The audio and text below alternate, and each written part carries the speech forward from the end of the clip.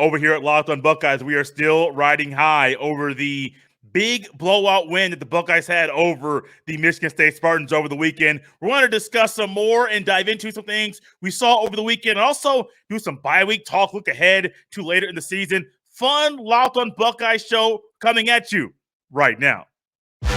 You are Locked on Buckeyes, your daily podcast on the Ohio State Buckeyes. Part of the Locked On Podcast Network, your team every day.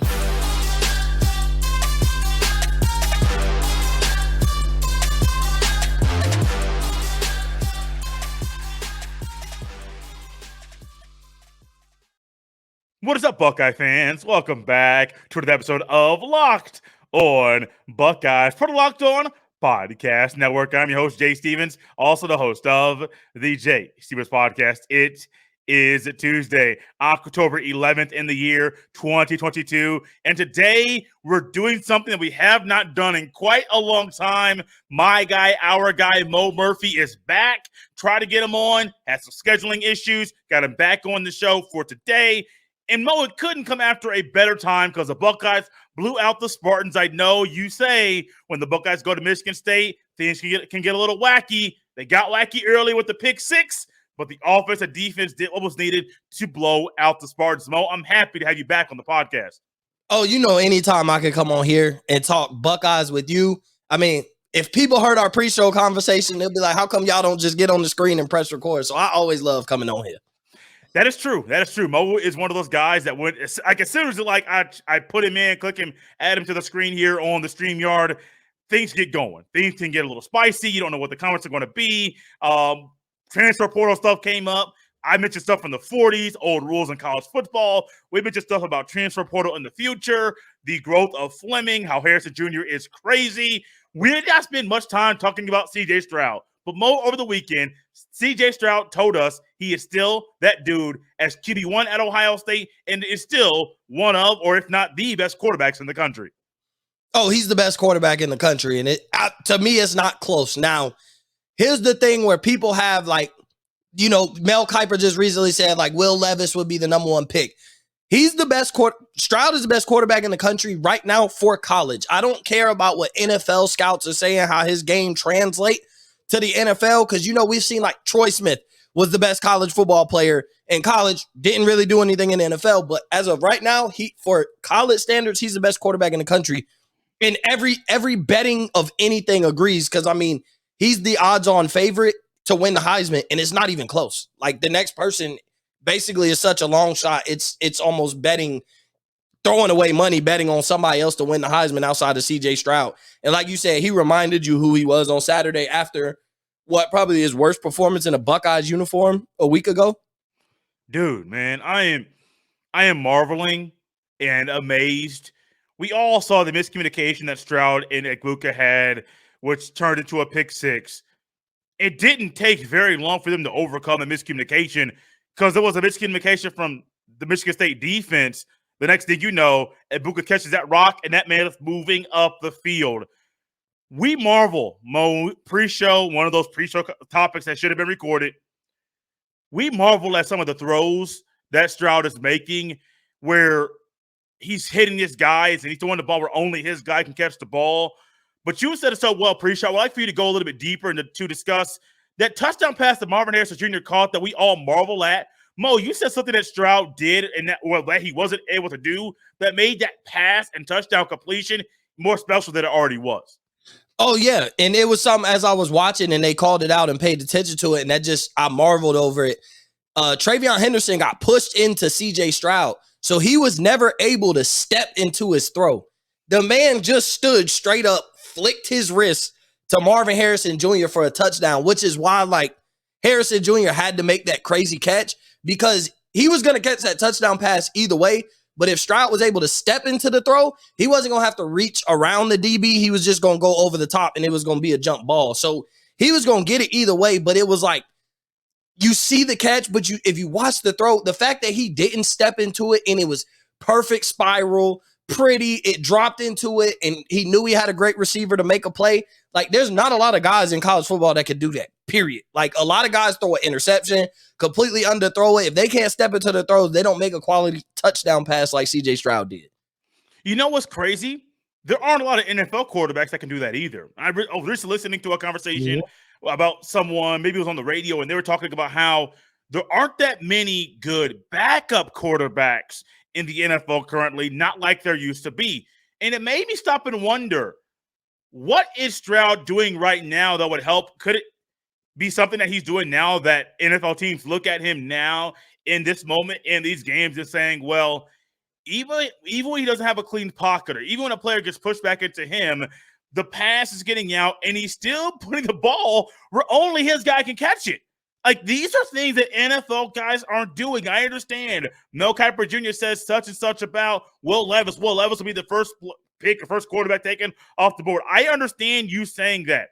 You might even use your Ohio State quarterback bias when making that analysis. I don't know. But what I do know is this, Mo. Stroud is special, and this young man continues to do special things on the football field, and he is helping players like Harrison Jr. and Ekbuka. G. Scott Jr. got into the mix at his first touchdown as a Buckeye, and all the hard work, changing positions, putting on weight, learning how to block on the line, bro. That's not easy. Kate Stover, he is getting all these guys into the mix in an unselfish way. So I don't care about what everybody else says. My eyeballs, Mo's eyeballs, they all say the same thing. Stroud is special. Clean pocket, muddy pocket, player getting pushed back into him, doesn't matter. Stroud can get the ball to his guy, where only his guy can get the ball. And Buddy Mo, that's special and kind of crazy to think about. Yeah, that dude is different. Like, it's just like when you think he can't do nothing else, he makes this crazy throw. And you can tell, like, obviously he's naturally gifted with certain things, but then at the same time, like, you could tell he worked hard. Like, this is not a guy who is a 5-star number one quarterback coming out of high school. Like, he's kind of had to earn and impress his way to the top eventually to hopefully be able to win a Heisman. You know, he was a Heisman contender last year, so he's had to take the road where, like, I got to show everybody who I am. But it's like, you can't watch him and then go watch anybody else after you watch him and say that that guy is doing anything more impressive. Like, or if Ohio State has a night game and you spend all day watching these great quarterbacks, the Bryce Youngs, the Hendon Hookers, Will Levis, Stetson Bennett, like all these great teams with really good to great quarterbacks, and then you get to cap your night off watching CJ Stroud, you'll forget about everything you watched all day just because of the performance for 3 hours or 2.5 hours or sometimes 2 hours, depending on how long he plays. CJ Stroud will make you forget about all those guys when you watch him play football. Mention 2 hours, and I'm going to say something now that I was planning on doing to the end of the show, but Mo said 2 hours, and it got me thinking about some things that during the live postcast I did at the end of the game over the weekend, somebody had a comment. I gave my 2 cents about it. People keep wondering and asking and thinking Kyle McCord should be able to spin the rock when he's on the field. I understand if you have 29 points, especially against a conference opponent, you might say, hey, we don't want him to come in and throw the ball all around the yard and do all those things out of sportsmanship and gamesmanship. But Ryan Day also wants to get to back up some reps. So there's a weird line Ryan Day has to walk and toe when it comes to the backups coming in, especially the quarterback, because that's really the only position where you're not getting all the looks. You're handing the ball up most of the time. Receivers are running routes, they're at least blocking. O-linemen, they're blocking. More run than pass, but they're blocking. Tight ends, they're still doing their job of blocking. Running backs doing what they want to do, run the ball. If you're on defense, you're literally reading and reacting. The quarterback is the only one as a backup that knows, I want to throw the ball, but the plays are not going to be for me to throw the ball. So what do you think Ryan Day should do with Kyle McCord? Should he have Kyle McCord come in and run a conservative offense, or should Kyle McCord come in and throw the ball around when he's on the field? I think he should let him loose. Like, because here's the one thing that you always have to prepare for. Your best player going down. We've seen how deep the wide receiver room is, right? Like, our best receiver is gone. He's been hurt, and we see how many plays we're making. So I think you got to let him throw the ball. And Urban Meyer would more so let his quarterbacks do more than what. So, like, I always like that approach. Like, for the first 2 to 3 drives, if you're playing him the entire fourth quarter, you've already done your sportsmanship and gamesmanship by putting all your backups in. Right. So right, now right, it's like right. we still got to see what we got. Like, like Jeff says, get better. Like, if you're mad that we're still running plays, like, get better, because when you're up by, it's not like it's Arkansas State or Toledo. You don't really bring the rain on those kind of teams because you already brought it for 3 quarters, even with your backups. But Michigan State, and like, that's quality opponents that you got to see what else you have. You got to let Kyle McCord throw the ball. Like, I don't see why you've done everything you could do as a coach by putting all your backups in. It's not like you put Kyle McCord in and had him throwing the ball to Harrison Jr., Abuka and Julian Fleming. Like, you still had your backup, barely scholarship wide receivers out there on the field. So at that point, all my backups are in. I still could play football because Michigan State had their starters in still. Right. So it's like, yeah, I'm gonna let them. I'm gonna let it rip. I'm gonna let them play football. I don't care about laying down. Like, you do have to see what you have, because what if Stroud goes down? Like, immediately Ohio State in their mind, because we haven't seen enough Kyle McCord, our season's over. So I think you got to get them that kind of experience. There's a fine line. I think Ryan Day is learning and trying to tiptoe around, like, when he should not. I think over the next few weeks, you might see McCord get some more run, because, Ryan Day knows, as you said, if Flay gets hurt, okay, 2014 was a special year because your backup won you a lot of games, then your third string won the national championship. That's not normal, so you might want to get those guys some reps. A guy who got some reps over the weekend, Mo, Travion Henderson, and I have been critical of him. Critical and sometimes not being durable. That's one of my biggest complaints is durability, and we saw him on some. He got a lot of carries, no backup role, no backup came in, so he was getting more touches than normal, and he got a little banged up. That's going to happen. But this young man, after a week off, injured earlier in the year, banged up every now and then, he came in, and he was a patient runner, more patient than normal. And that was one of the biggest things I noticed from Henderson over the weekend, was how patient of a runner he was, and how when he is patient, this man, he can do some special stuff on the football field. Yeah, and like you said, like, we've been spoiled at certain positions, and running back is definitely one of them. And Travion Henderson his name is going to go alongside a lot of those running backs that we've had that great running back room for years. But it's when he waits it out, and that's something like, if Zeke could show up to practice and show him how to be a patient running back like he was at Ohio State, he'd have a lot more bigger plays. But like, sometimes Henderson will want the home run immediately, right. And it's like, okay, kind of jog, light jog. Oh, boom, there goes the opening. Like, your offensive line is going to open some holes for you, but you can't immediately hit the hole and expect for it to open up. And so, like you said, on Saturday, it seemed like he did that, like, stutter step, wait for the lineman to do his job. Okay, now let me attack. Let me go through the hole. So, and the dude is different. Like, he's right along. If he was healthy every game, he's Zeke and Dobbins and, Maurice Clarett and Beanie Wells and every other running back that we've had that's in that list of, like, guys who are going to go to the NFL and probably have pretty good, decent, very good careers. He's definitely in that line. But I did see, like, it seemed like more pop in patience with him running the ball this past Saturday than usually, where I always told you he's the home run hitter. I wonder how Mayan Williams being off of the field and not being available to play, helped Henderson and him being patient, and also helped him get into a rhythm. Because I know one thing as a running back, I never played running back, but I know guys that I've heard all the famous talk.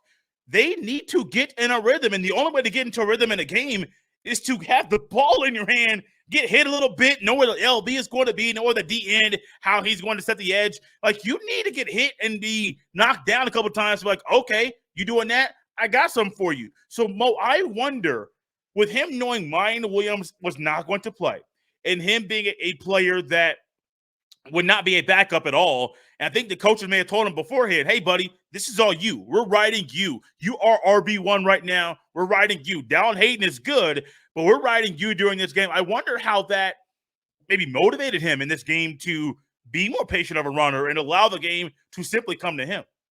Yeah, and you pointed out, and I think, like, with a lot of two-back systems pretty much now in football, when you're young like that, like, you're one or two plays away from getting your job took for that day. And we've seen it on the defensive side of the ball. We're not afraid to bench players who are not playing well. And so if Travion Henderson fumbles the ball, or isn't hitting the holes the way he needs to. Like, he knows Mayan Williams is back there. But, like, it's crazy how when Henderson doesn't play, you see Mayan Williams have a monster game. A career day, bro. A career day. And then you turn around the next week and, like, Mayan Williams doesn't play. And you're like, man, this is the Henderson that we need consistently. So it makes you wonder, like, just from the past 2 weeks, like, did Mayan Williams play the way he did? Not just because we gave him the opportunity, but he knew there was nobody behind him that was going to take touches if he messed up. So he got to play a little more free. And I think it turned around and translated with Henderson as well. It's like, there is nobody behind me. As good as Hayden is, like you said, we'll put him in at the end of the game. We let him get loose. I think he had about 10 or 11 carries anyway. But, those are our two premier backs. And so if one's not in the game, you can tell clearly the coaches be like, it's all on you from carrying out the backfield in a standpoint, because we've seen it for the past 2 weeks. One of them was out. The other one took majority of the workload. Do you see in the world of the transfer portal? I know it's the halfway point of the season. I know the season's not over. I understand that Williams and Henderson are going to be utilized a lot in this offense. I know it's a premature conversation. I might have to have this at the end of the year. But do you see a scenario where one of these running backs enters the portal at the end of the year because they will be the featured back at the next school? Yes, but if I said it would be one, it would be Mayan Williams. Okay. I don't think it would be Henderson, just because he's been our guy, last year as a true freshman. Like, we were hearing buzz about him.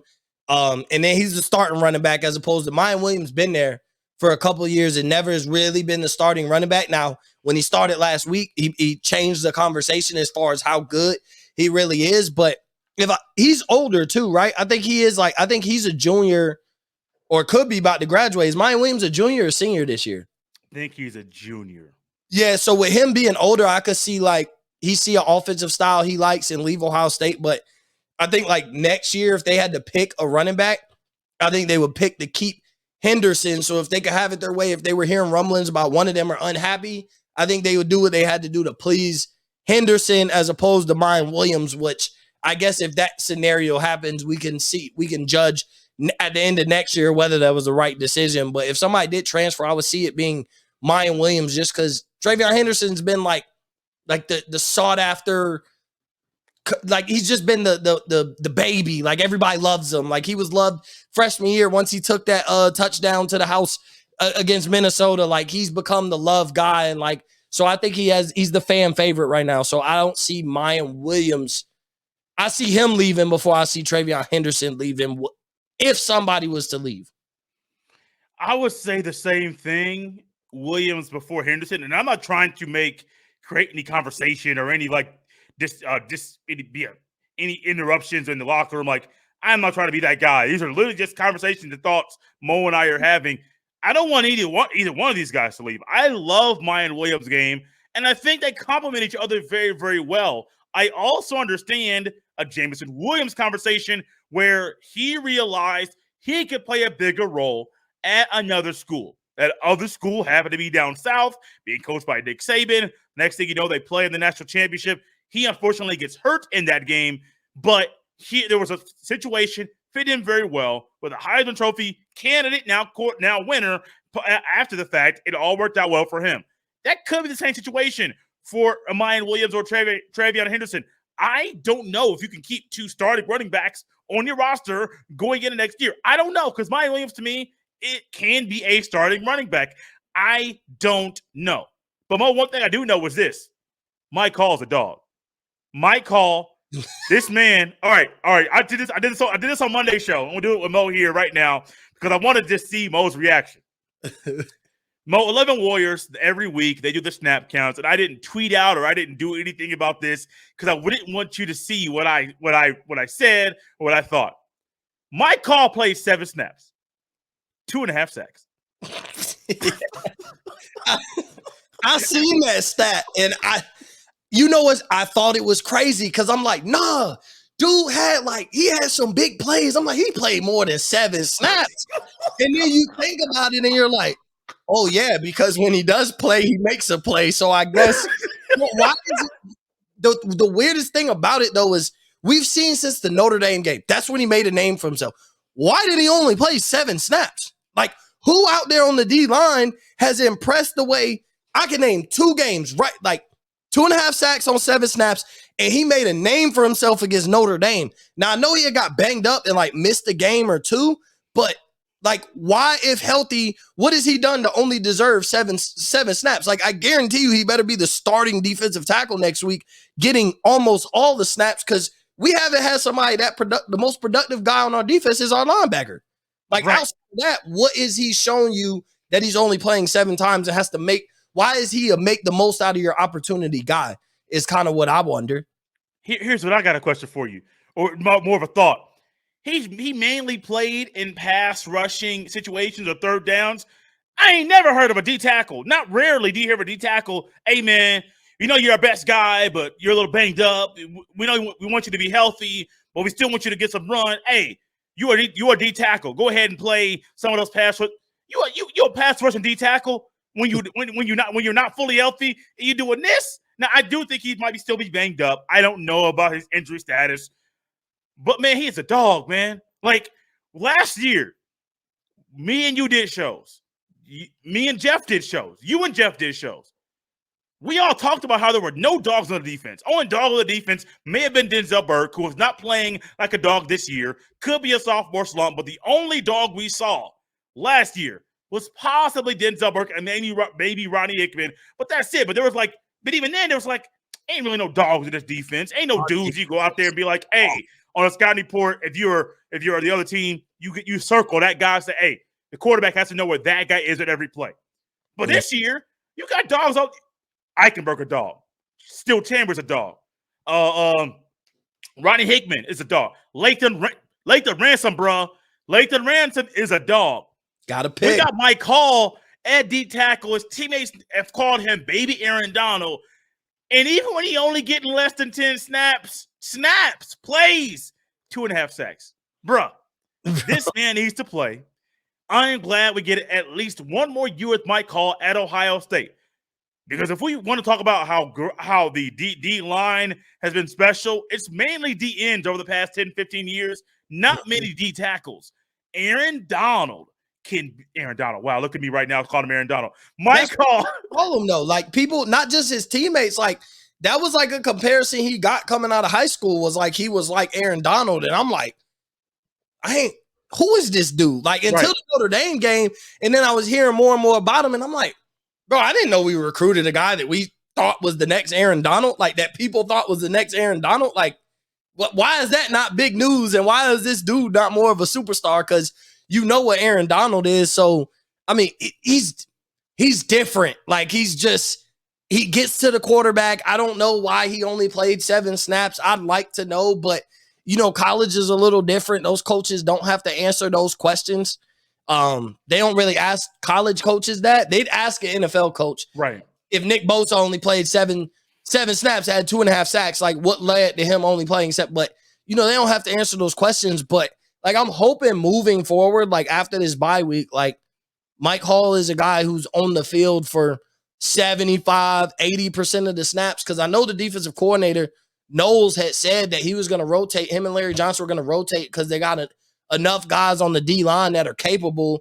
But he's one of those guys, I think, up to this point, like, anybody in the defense can be rotated except for him and Eichenberg. Like, they need to be on there on majority of snaps until they pull their own number and be like, Coach, I'm tired. I need to come out. But those have been 2 guys that have stood off on the screen on our defense. So it's just weird that, like, that's even a stat that he only played 7 snaps and had 2.5 sacks. Like that's crazy, man. It's crazy. What else is crazy is that I'm glad for a while, the injuries have been I would say not a major issue, but you have injuries at key positions. We mentioned Mike Hall being banged up a little bit, Trevor Henderson being banged up. Mike Williams was feeling it on Sunday this past Sunday after he had that monster career day. Injuries on the defense. I mean, there's some injuries at key positions. So the bye week or off week, whatever you want to call it, is this week. And I think it's coming at a great time because the Buckeyes need to get healthy. Iowa coming up next week, 22nd. It should be a blowout. That should be bad. Iowa shouldn't even really score. I'm going to say that now. I don't know if our score prediction is going to be a shutout, but Iowa should not score against Ohio State. Then you have Penn State, which is going to be the second, tough test of Ohio State. Notre Dame was tough week 1. I don't care what anybody says. Notre Dame played Ohio State very well.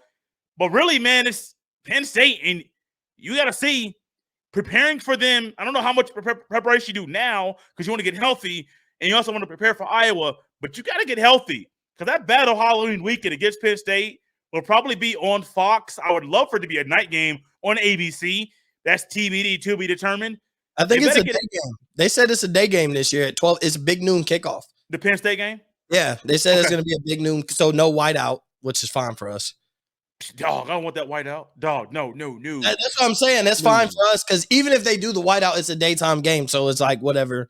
Like I don't think that'll have the effect. That whiteout in Penn State at night, that's a different atmosphere, and that really is the reason Ohio State started the blackout. Like that's the whole reason we did the all black and blackout. It was for when we play Penn State at home in the night game. Like, hey, they got the whiteout. We got to do the blackout. We got to have some intimidating factor. So, if we play Penn State in an all white game at 12 o'clock, I could care less. Like, right. So I'm going to close it up with this. Mo mentioned something, and he mentioned a whiteout at Penn State, a blackout at Ohio State. Which atmosphere do you enjoy better? Ohio. I'm going to give my answer, then turn it over to you. And also, when you turn it over to you, let everyone know where they can follow you on Twitter and your show as well. I enjoy the whiteout at Penn State night game over Ohio State's night game blackout. I prefer Ohio State's all black jerseys over Penn State's all white jerseys, but that all white Penn State Happy Valley, perfect for television, and I understand why ABC eats that up. That whiteout, bruh, that might be the most special scene in college football from start to finish. We got it last year. They did a whiteout against Auburn early in the year, and they won that. That thing is just special. So to me, the better scene for a game, especially on television, is the whiteout. It's just special from start to finish. Ohio State fans might hate me for that, but the blackout does not have the same feel as the whiteout at Penn State. Mo, what's your preferred scene in college football? Ohio State's blackout or the whiteout at Penn State? No, I agree with you. The whiteout. I mean, here's my thing. Sometimes people don't do better than the people that started it. And they were the originators. Like, we did the blackout I think it'd be a little different if we did all red against, like you remember when we wore the all red, had got the red pants, wore the all red jerseys. I think it'd be a little different if we're like, everybody wears red at a night game. But like the blackout, it looks cool on TV, but it seems so dark and dim, and like it looks really great, but like plus I ain't gonna lie, like when Penn State, when they play us at their house, that whiteout, that's their national championship. Yes, sir. Ohio State against Penn State for a blackout was like, we're playing Penn State, big game. Let's get the W, hopefully, and continue on with our season. We're like Penn State versus Ohio State, especially if Penn State is undefeated at that time. Penn State, Ohio State, whiteout at night, which I think if Penn State beats Michigan, it does not need to be a big noon kickoff game. It needs to be a whiteout at night. They need to do that because everybody will want to see it. But Penn State, nighttime against Ohio State, whiteout, they're coming and celebrate, and that's their national championship. And I think Penn State fans are a little more crazy than Ohio State fans anyway. I think the difference of success makes you a little more reserved as Ohio State. Like, it's the bigger picture for us. As long as we keep winning, we're not worried with like, oh man, they circle Ohio State on their schedule. Ohio State don't really circle Penn State every year on their schedule. Like, they got one, and that's the end of the game. That's the game. We got Michigan circled on the schedule. Outside of that, we play who we play, and we'll figure it out. But so I think it's a little different. Ohio State is everybody else's in the Big Ten circle game. Like, let's ruin their season. So, yeah, I'm taking the whiteout. But, I appreciate you for having me on. You can follow me at Mo_Cheese15 on Twitter, at Up in Flames Pod on Instagram, and Mo_Cheese15 on TikTok. Up in Flames is now on TikTok, posting clips from shows and stuff like that. So, but I appreciate you for having me on, Jay. It's always fun to be on Locked On Buckeyes. No problem, Mo. Look to have you on once again down the road. Guys, you can follow me on Twitter at jstevens07. Send all of your emails to jstevens317 at gmail.com. Gmail.com. We're out of here on this Tuesday. Out of here. Have fun. Enjoy the weather. Got some college football coming up on Wednesday. Got NFL Amazon on Thursday. Hope that game's a whole lot better than the Colts-Broncos fiasco last week. Guys, we're out of here. Not talking NFL because I know I could get Mo talking about the NFL football all day long. Out of here, guys. Have a great day.